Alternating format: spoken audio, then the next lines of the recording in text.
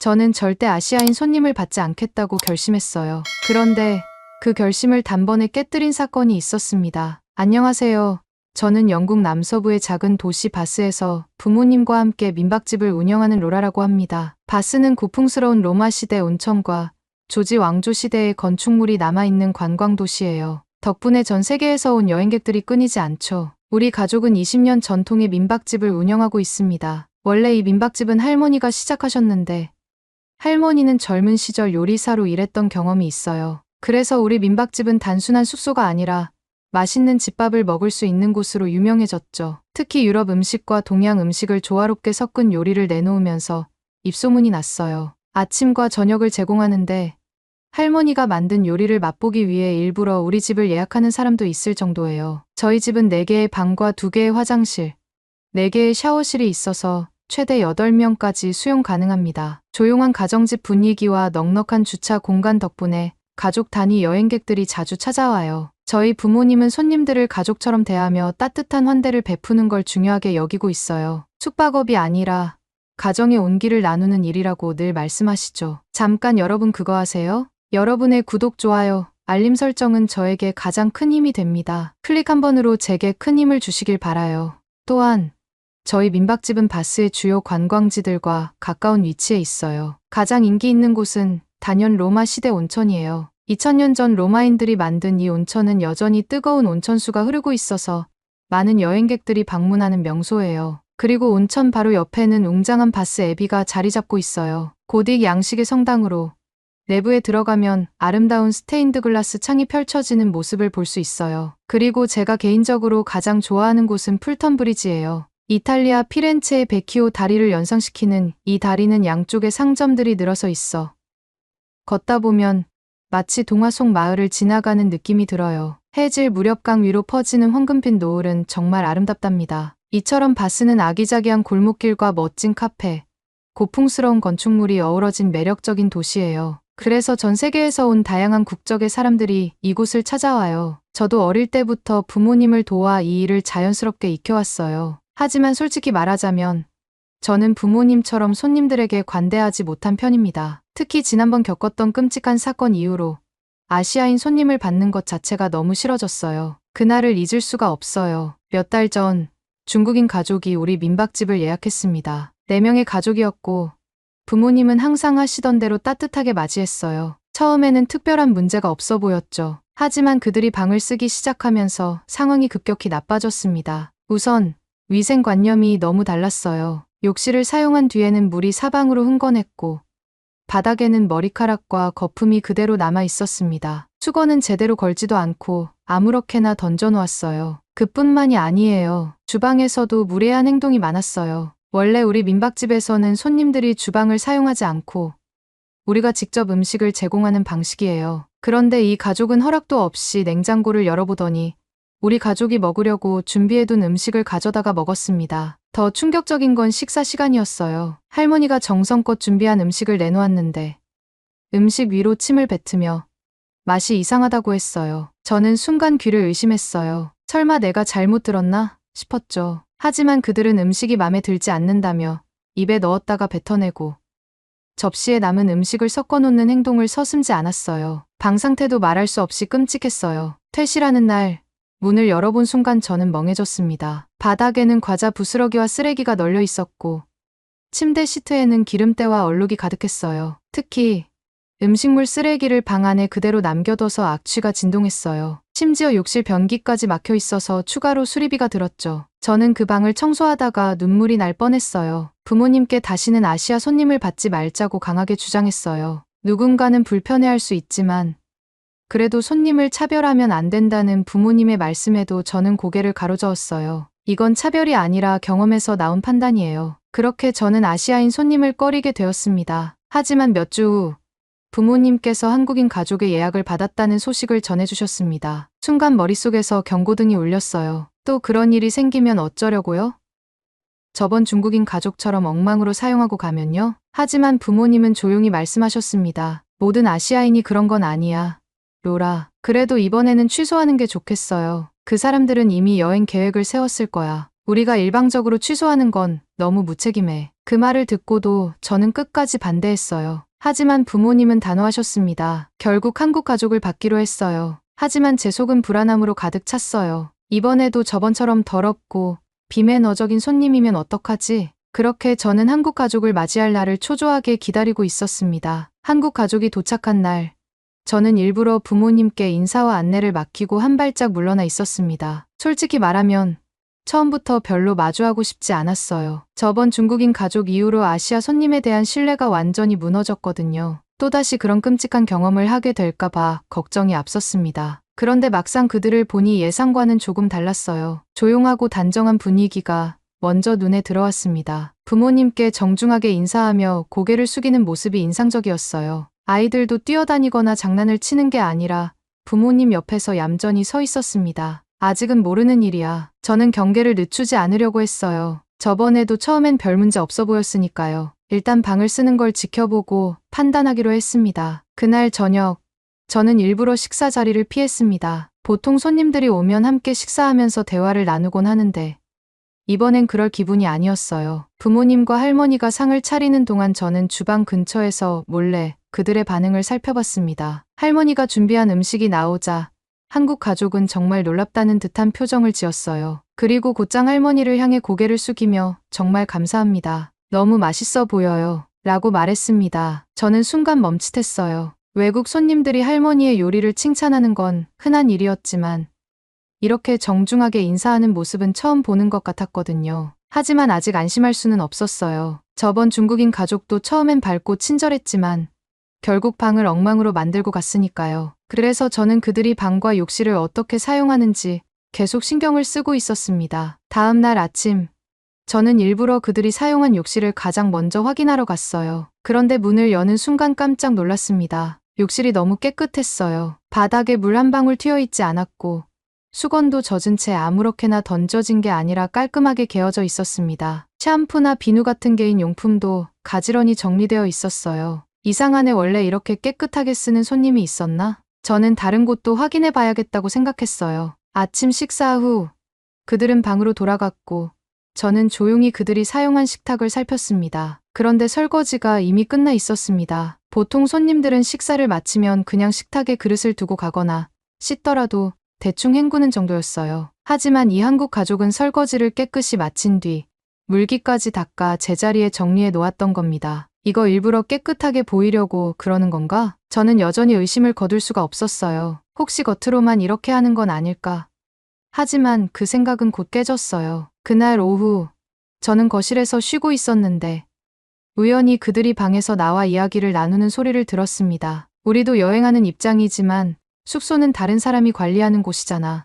그러니까 최대한 깨끗하게 쓰고 나가야 해. 아버지로 보이는 남성이 아이들에게 말하고 있었어요. 맞아요. 다음 사람이 왔을 때 우리 때문에 불편하면 안 되잖아요. 어머니도 고개를 끄덕이며 말했습니다. 아이들은 진지한 표정으로 그 말을 듣고 있었어요. 그러더니 아버지가 다시 입을 열었어요. 여기서는 너무 시끄럽게 떠들면 안 돼. 다른 손님들도 계시니까 조용히 해야 해. 아이들이 고개를 끄덕이며 대답했어요. 네. 아빠, 조용히 할게요. 그리고 함부로 물건 만지거나 망가뜨리면 안 돼. 우리 집이 아니잖아. 여기는 우리가 소중하게 사용해야 할 공간이야. 네. 조심할게요. 저는 그 순간 머리를 한 대 맞은 기분이었습니다. 저번 손님들과는 너무나 다른 모습이었어요. 아이들에게 예의를 가르치는 부모의 모습도, 그 말을 진지하게 받아들이는 아이들의 태도도 모두 놀라웠어요. 그제야 깨달았습니다. 이 사람들은 저번 손님들과 완전히 다르구나. 그 순간부터 저는 이 한국 가족을 조금씩 다르게 보기 시작했습니다. 솔직히 말하면 저는 아직도 완전히 경계를 풀지는 못하고 있었습니다. 물론 한국 가족이 민박집을 깔끔하게 사용하고 있다는 건 분명했어요. 욕실도 깨끗했고 설거지도 스스로 했고 쓰레기도 가지런히 정리해 놓았으니까요. 심지어 아이들까지 조용하고 예의 바르게 행동했어요. 그런데도 마음 한구석에는 아직 혹시나 하는 의심이 남아 있었습니다. 저는 이번에도 저번처럼 마지막 날이 가장 중요하다고 생각했어요. 왜냐하면 떠나는 날이 되면 여행객들은 이제 다시 안 올 곳이라고 생각하며 긴장을 풀어버리는 경우가 많았거든요. 대충 짐을 챙기고 방을 정리하지 않은 채 떠나는 손님들도 있었고 심지어 수건이며 슬리퍼 같은 물건을 가져가는 경우도 있었습니다. 저번 중국인 가족도 그랬어요. 처음엔 별 문제 없어 보였지만 막상 떠난 후에는 방이 엉망이 되어 있었죠. 그래서 저는 마지막 날까지도 조용히 그들의 행동을 지켜보고 있었습니다. 한국 가족이 떠나기 전날 밤, 저는 주방에서 물을 마시고 있었어요. 그때 한국인 아버지가 조용히 주방으로 들어오더니 부모님께 말을 걸었어요. 내일 아침 일찍 출발할 예정인데 혹시 퇴실 전까지 해야 할 일이 있을까요? 저는 순간 놀랐어요. 사실 우리가 퇴실할 때 손님들에게 특별히 요구하는 건 없었어요. 그냥 짐을 챙겨서 나가면 우리가 그 후에 청소를 하면 되는 거였죠. 그런데 이 가족은 스스로 먼저 나서서 퇴실 전 해야 할 일이 있는지 물어본 겁니다. 부모님은 당황한 듯 웃으며 말씀하셨어요. 아닙니다. 그냥 평소처럼 나가시면 돼요. 그래도 혹시 정리해야 할 것들이 있으면 말씀해 주세요. 저희가 최대한 깨끗이 하고 나가겠습니다. 이 말을 듣고 저는 속으로 감탄했어요. 여행객들이 퇴실 전에 이런 질문을 하는 경우는 거의 없거든요. 보통은 아침이 되면 정신없이 짐을 챙겨서 서둘러 떠나는 경우가 많죠. 그런데 이 가족은 떠나기 전까지도 숙소에 대한 배려를 하고 있었습니다. 부모님은 괜찮다고 몇 번이고 말했지만 한국인 아버지는 끝까지 최소한 쓰레기라도 미리 모아놓겠다고 하며 주방에서 비닐봉지를 챙겨갔어요. 저는 이 모습을 보면서 정말 마지막까지도 다르구나라는 생각이 들었습니다. 다음 날 아침, 저는 일부러 그들이 체크아웃하고 난 후방을 확인하러 갔습니다. 솔직히 말해, 저는 약간 긴장하고 있었어요. 이번에도 저번처럼 마지막 순간에 실망하는 일이 생길 수도 있으니까요. 그런데 문을 열고 들어가자마자 저는 한동안 말을 잇지 못했어요. 방이 너무 깨끗했던 겁니다. 침대 시트는 가지런히 정리되어 있었고 바닥에는 먼지 하나 보이지 않았어요. 창문도 적당히 열어두어서 환기가 되어 있었고 욕실 역시 사용한 흔적이 거의 남아있지 않았습니다. 그리고 무엇보다 쓰레기가 전혀 보이지 않았어요. 저는 순간 이상하다고 생각하며 방 구석구석을 살펴봤어요. 혹시 어디 숨겨둔 쓰레기가 있나 싶었죠. 그런데 그때 방 한쪽에 얌전히 모아진 쓰레기 봉투가 눈에 들어왔습니다. 재활용 쓰레기와 일반 쓰레기가 따로 정리되어 있었고 심지어 욕실에서 나온 작은 쓰레기까지도 하나하나 모아둔 상태였어요. 이럴 수가. 보통 손님들은 쓰레기를 방 안 아무데나 두고 가는 경우가 많았어요. 일부는 욕실이나 책상 아래에 그냥 던져놓기도 했고요. 하지만 이 한국 가족은 자신들이 머문 흔적조차도 최대한 남기지 않으려 한 것 같았습니다. 저는 천천히 방을 둘러보면서 깨달았어요. 이 가족은 내가 생각했던 것과는 완전히 달랐다. 그동안 저는 저번 일 때문에 아시아인 여행객들 전체를 한꺼번에 판단해버렸어요. 하지만 지금 보니 단순히 국적이 같다고 해서 같은 행동을 하는 건 아니었어요. 오히려 이 한국 가족은 지금까지 우리 민박집을 다녀간 어떤 손님들보다도 더 예의 바르고 배려심이 깊은 사람들이었습니다. 그때 부모님께서 방으로 들어오시더니 저를 보고 빙긋 웃으셨어요. 어때, 로라? 내가 그렇게 걱정했던 일이 생겼니? 저는 순간 부끄러워졌어요. 그래서 조용히 고개를 저으며 방을 한 번 더 둘러봤어요. 아니요, 전혀요. 그날 오후 한국 가족이 떠날 시간이 되었습니다. 부모님께서 배웅을 위해 현관으로 나가셨고 저도 자연스럽게 그 자리에 함께 있었습니다. 사실 처음에는 그들과 제대로 마주보며 인사하는 것도 꺼려졌어요. 하지만 이제는 전혀 그런 마음이 없었어요. 정말 깨끗하게 사용해 주셔서 감사합니다. 덕분에 청소가 거의 필요 없을 정도예요. 저는 솔직한 마음으로 이렇게 말했습니다. 그러자 한국인 어머니가 환하게 웃으며 대답하셨어요. 아유, 아닙니다. 저희가 오히려 이렇게 따뜻하게 맞아주셔서 감사해요. 정말 좋은 숙소였어요. 아이들도 밝은 얼굴로 감사합니다.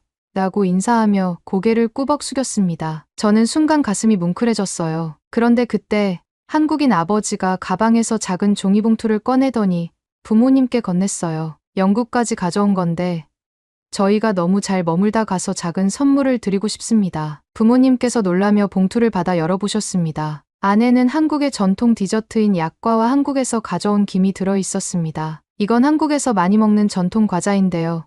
달콤해서 커피랑 드셔도 좋을 거예요. 그리고 이건 한국 김인데 그냥 밥이랑 먹어도 맛있어요. 저는 예상치 못한 선물에 순간 멍해졌어요. 보통 여행객들은 숙소에서 지내고 나면 감사 인사 정도만 하고 가는 게 일반적이었어요. 그런데 이 가족은 떠나는 순간까지도 우리를 배려하며 선물을 준비해 온 겁니다. 부모님께서는 감동한 표정으로 고개를 끄덕이며 말씀하셨어요. 정말 감사합니다. 저희가 오히려 더 좋은 손님을 만나서 감사한 거려. 한국 가족은 마지막까지 밝은 미소를 지으며 손을 흔들었고 저는 그들을 배웅하면서 속으로 생각했습니다. 이제 아시아인 손님을 무조건 경계하지 않을 거야. 아니, 오히려 한국인 손님이라면 기쁜 마음으로 맞이해야겠어. 이번 경험 덕분에 사람은 국적이 아니라 행동으로 판단해야 한다는 걸 제대로 깨달았습니다. 그렇게 한국 가족을 배웅한 후 저는 다시 민박집 안으로 들어왔어요. 그리고 부모님과 함께 선물 받은 약과와 김을 보며 웃었습니다. 다음에 한국 손님이 온다면 이번엔 내가 먼저 따뜻하게 맞이해야겠다. 한국 가족을 배웅한 후 저는 한동안 현관 앞에 서 있었습니다. 차가 저 멀리 사라질 때까지 계속 바라보면서요. 선물로 받은 약과와 김이 든 종이봉투를 꼭 쥐고 있었는데 이상하게도 손끝이 따뜻하게 느껴졌습니다. 솔직히 말하면 처음 한국 가족의 예약을 받았을 때 저는 잔뜩 긴장했고 부정적인 생각부터 했어요. 저번 중국인 가족처럼 무례하고 지저분한 손님이면 어쩌나 걱정이 앞섰거든요. 하지만 이번 경험을 통해 저는 제 편견이 얼마나 잘못된 것이었는지 깨달았습니다. 저는 그동안 하나의 나쁜 경험만으로 모든 아시아인들을 같은 부류로 생각해버렸어요. 하지만 이제는 알아요. 사람은 국적이 아니라 그들의 행동과 태도로 평가해야 한다는 것을요. 한국 가족은 저에게 그걸 직접 보여줬어요. 그 후로 우리 민박집에는 계속 손님들이 찾아왔고 저는 평소처럼 예약을 관리하며 일상을 보내고 있었습니다. 그런데 이상하게도 한국인 손님이 더 많이 왔으면 좋겠다는 생각이 들기 시작했어요. 한국 사람들은 원래 이렇게 예의가 바른 걸까? 아니면 저 가족이 특별했던 걸까? 궁금증이 생기기 시작하자 저는 자연스럽게 한국이라는 나라 자체에 관심이 생겼습니다. 그러던 어느 날 저는 노트북을 켜고 검색창에 이렇게 입력했어요. 한국 문화, 여행객 예절 관련된 글들을 하나둘 읽다 보니 한국인들은 대체로 공공장소에서 예의를 중요하게 생각하고 타인을 배려하는 문화를 가지고 있다는 걸 알게 됐어요. 한국의 대중교통에서 사람들이 줄을 서서 기다린다거나 식당에서 테이블을 정리하고 나가는 모습 같은 사진과 글들을 보면서 정말 저번 한국 가족만의 특징이 아니었구나라는 걸 깨닫게 됐어요. 그렇게 한국에 대해 공부하다 보니 점점 더 한국이라는 나라가 궁금해지기 시작했습니다. 직접 가보면 어떨까? 처음엔 단순한 호기심이었어요. 그런데 시간이 지날수록 한국을 직접 경험해 보고 싶다는 생각이 강해졌어요. 저는 오랫동안 모아둔 여행 자금을 보면서 고민했어요. 사실 저는 유럽 여러 나라를 여행해 볼 생각이었는데 이번에는 한국을 먼저 가보기로 결심했습니다. 그리고 여행 준비를 시작했어요. 한국에서 꼭 가봐야 할 곳, 맛있는 음식, 대중교통 이용법 등 하나하나 찾아보면서 설레기 시작했어요. 특히 저는 한국에서도 우리 민박집처럼 따뜻한 가정집 분위기를 느껴보고 싶었어요. 그래서 여러 숙소를 찾던 중 제주도에 있는 작은 민박집을 발견했어요. 바닷가 근처에 위치해 있고 한국 가정식을 제공하는 곳이었어요. 여기가 딱이야. 그렇게 저는 한국행 비행기 표를 예약했고 드디어 한국으로 떠나게 됐어요. 한국에 도착한 첫날 저는 제주도의 민박집으로 향했습니다. 공항에서 숙소까지 이동하는 동안 한국의 깨끗한 거리와 질서정연한 모습에 또 한 번 감탄했어요. 민박집에 도착하니 주인 아주머니께서 환하게 웃으며 저를 맞아주셨습니다. 영국에서 오셨구나.